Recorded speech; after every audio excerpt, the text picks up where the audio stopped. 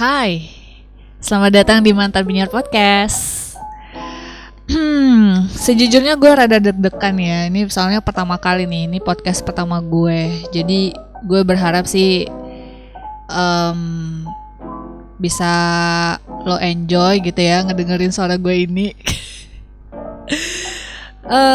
Pengen ngebahas apa ya? Kayak pengen ngebahas yang ada hubungannya sama duit. Tapi gue takut kayak berat gitu guys obrolan gue, tapi gue harap sih ini bisa kayak lebih ringan ya buat didengerin gitu. Jadi pengen banget di episode yang pertama, yang perdana ini, yang pengen gue angkat yaitu soal ini nih. Belakang waktu pasti lo pernah denger istilah cashless society, ya nggak? Jadi kayaknya gue yakin banget nih pasti kalian gak asing sama istilah yang satu ini. Atau mungkin kayak masih apaan sih cashless society itu gitu. Ya udah kalau gitu gimana kalau di episode pertama ini di podcast Mantan Penyiar ini kita nggak bakal ngangkat soal cashless society di kalangan millennials. Udah ready? Ya udah kalau gitu langsung aja kali ya. Nah gini guys, kalau misalnya yang udah tahu atau mungkin yang masih rada-rada abu-abu ya soal cashless society. Jadi ceritanya cashless society ini jadi mulai up gitu ya di kehidupan saat ini. Ternyata itu dimulai dari tahun 2009 yang lalu. Jadi di mana Bank Indonesia itu mulai nerapin cara transaksi baru dengan menggunakan e-money guys, alias uang elektronik.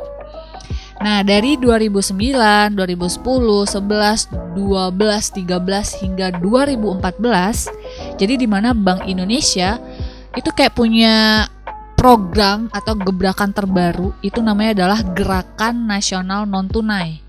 Jadi tujuannya itu ternyata buat meningkatkan kesadaran masyarakat dan juga pelaku bisnis gitu ya, supaya mereka tuh kayak bisa menggunakan fasilitas non tunai gitu. Jadi hingga kemudian dan sampai saat ini ya 2020 yang namanya cashless payment itu emang kayaknya almost ya dari segala bidang, dari segala sisi itu kita gunain. Jadi emang bikin kehidupan itu jadi apa ya, to get more easy gitu. Jadi dengan cashless payment ini bisa kita gunain untuk pembayaran kayak bus Transjakarta, ya nggak sih, KRL, pemesanan transportasi online, jalan tol. Terus kayak lo pengen ngisi bensin, kagak ada duit cash, duit dalam dompet lo gak ada, kayaknya pakai cashless payment bisa kali ya. Itu juga buat penggalangan dana, terus kayak beli kebutuhan pokok, transfer uang kuliah, bayar asuransi, apalagi coba tagihan listrik, itu juga air, internet. Aduh kayaknya banyak banget ya. Jadi emang benar-benar yang namanya cashless payment ini memudahkan hidup kita, ya enggak? So, well, I hope you know a short story behind cashless payment. Dan beberapa kemudahan yang kayaknya bisa kita dapetin ya dari cashless payment, mungkin itulah muncul statement, mungkin karena alasan itulah para millennials yang kalau bisa gue bilang tuh adalah anti ribet gitu ya. Kayaknya gue sih ya yang anti ribet. Itu menyukai metode pembayaran seperti ini guys. Jadi gue harap lo semua setuju sama hal yang satu ini, ya enggak? Nah ini nih pembahasan yang pengen gue angkat nih, the reason millennials are going cashless.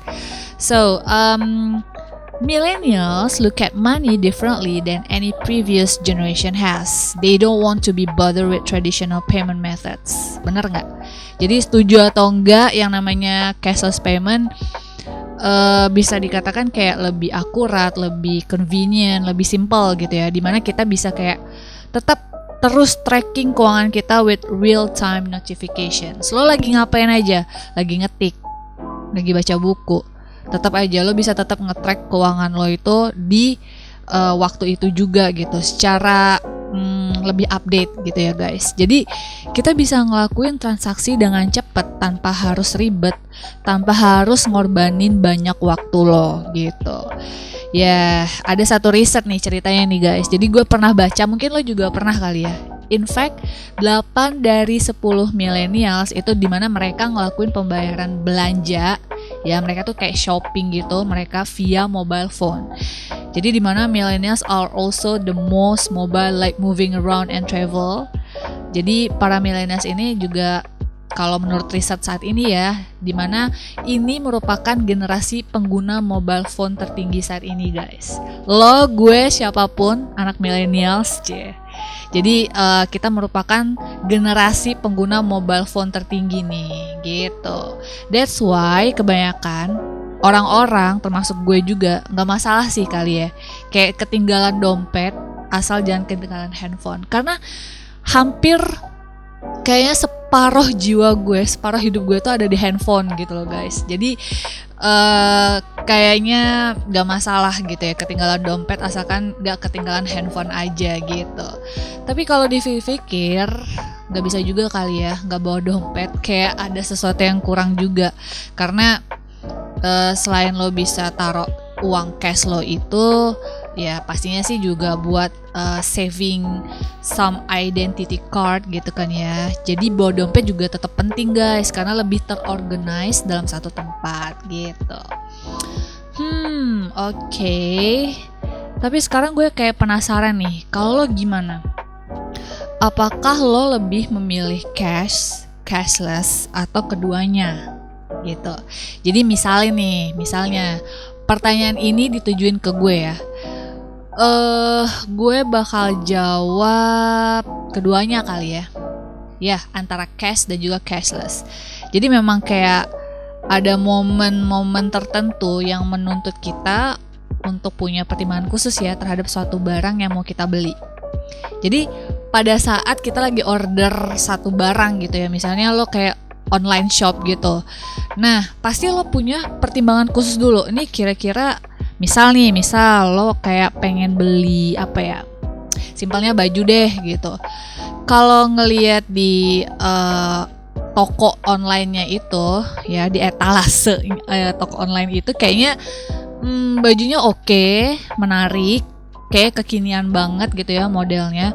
Tapi tetap aja, ini kira-kira bentuk aslinya mirip gak sih sama yang ada di iklannya gitu kan. Pasti ada pertimbangan-pertimbangan dan kekhawatiran tertentu gitu guys. Nah, termasuk gue juga gitu.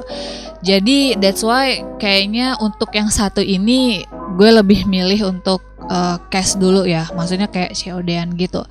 Jadi setelah gue yakin semua kondisinya oke dan emang sesuai dengan ekspektasi, baru deh kita bisa ngelakuin cash on delivery. Ya, jadi supaya gue gak kecewa gitu setelah mengeluarkan uang sekian gitu kan. Jadi gue tetap kayak ngerasa, oke, gue udah lega, ternyata barangnya oke dan emang sesuai dengan kemauan gue gitu guys. Tapi memang di momen-momen tertentu lainnya memang yang namanya cashless juga penting ya. Seperti mungkin kayak lo yang lagi merantau kerja gitu kan, lo pengen kirim uang buat keluarga, gak pakai ribet ya, mesti datang ke ATM dulu gitu kan. Jadi pakai cashless payment juga bisa. Jadi pengiriman uangnya bisa kapanpun dan juga dimanapun gitu. Karena gimana ya guys ya, kadang rada males gak sih bawa uang tunai gitu. Gue tuh kayak pernah baca gitu loh pada saat gue lagi scrolling handphone gitu kan, lagi rebahan rebahan yang bermanfaat ya, gue sambil kayak nyari-nyari informasi yang penting juga gitu. Jadi katanya kaum millennials itu juga kayak apa ya, mereka tuh kayak nggak suka dilihat orang kayak bawa dompet tebel gitu loh. Gue nggak tahu ya dompet tebelnya itu apakah tebel karena duit atau tebelnya gara-gara kartu doang yang banyak, atau tebel dua-duanya. Gue nggak tahu nih. Tapi yang jelas katanya nih millennials itu nggak suka dilihat orang tuh kayaknya, wih gila dompetnya tebel nih gitu kan. Jadi kayak lo berasa ada beban gitu. Apalagi itu untuk pembayaran sesuatu yang penting gitu ya guys. Jadi dari cashless payment begini ya setidaknya kita juga kayak bisa lebih eco green gitu loh. Jadi kayak semacam paperless gitu. Kecuali kalau misalnya memang misalnya lo melakukan pembayaran menuntut untuk mesti di print tuh ya struk pembayarannya lewat ATM itu, ya itu balik lagi sih niat atau tujuan lo pada saat itu gitu. Tapi memang sih ya dari mobile phone kita tetap bisa nge-track uang kita kira-kira nih bulanan ini ya, di bulan ini misalnya gitu, uang kita udah dipakai berapa dan udah buat apa aja gitu. Apakah 50% atau 60% uang lo itu lebih banyak lo pakai buat belanja, atau mungkin lebih banyak lo pakai buat traveling, atau lo lebih banyak pakai buat kulineran misalnya kayak gitu ya sama teman-teman atau lo sendiri gitu. Jadi lo tetap bisa nge-track gitu guys.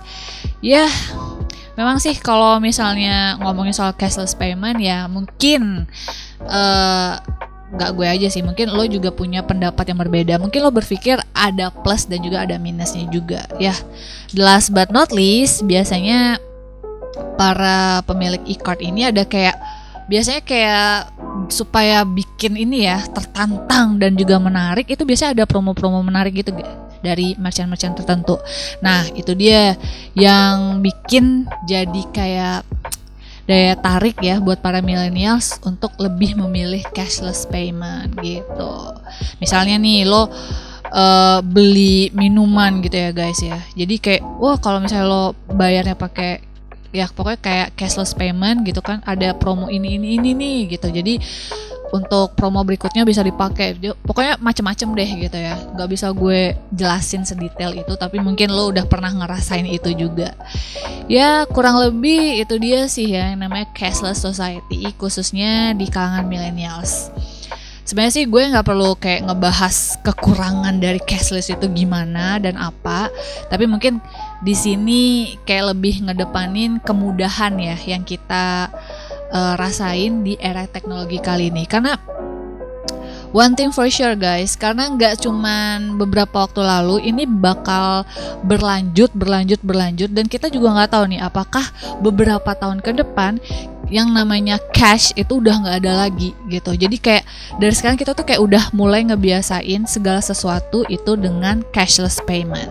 Oke, yang namanya era teknologi kan pasti yang namanya teknologi kan semakin berkembang, termasuk untuk teknologi pembayaran yang kayak ginian guys. Memang sih rada-rada gimana ya guys ya, agak-agak beda ya kalau misalnya kita nggak pegang uangnya langsung gitu kan untuk membayar. Tapi mungkin ya itu dia yang gue bilang tadi sebelumnya, ada plus dan juga minusnya juga. Nah mungkin nih kayak lagi corona gini ya nggak sih, kalau misalnya kita kan rada-rada ngeri-ngeri sedep ya kalau misalnya mesti pegang-pegang uang yang kita nggak tahu nih uang ini udah berapa tangan yang megang sebelum tangan kita gitu kan. Jadi kayak membeli sesuatu dengan cashless payment ini kayak lebih bisa apa ya, semacam prevention ya buat kita guys. Jadi ya itu dia yang namanya cashless payment. Oh ya, gue pengen tahu dari lo semua, kira-kira lo punya ide topik apa buat kita bahas di the next Mantan Penyiar Podcast selanjutnya. Jadi dengan senang hati gue butuh saran dan ide dari lo semua. Silakan ya kirim ke email mantanpenyiarpodcast@gmail.com. By the way, thank you ya udah dengerin podcast episode 1 kali ini.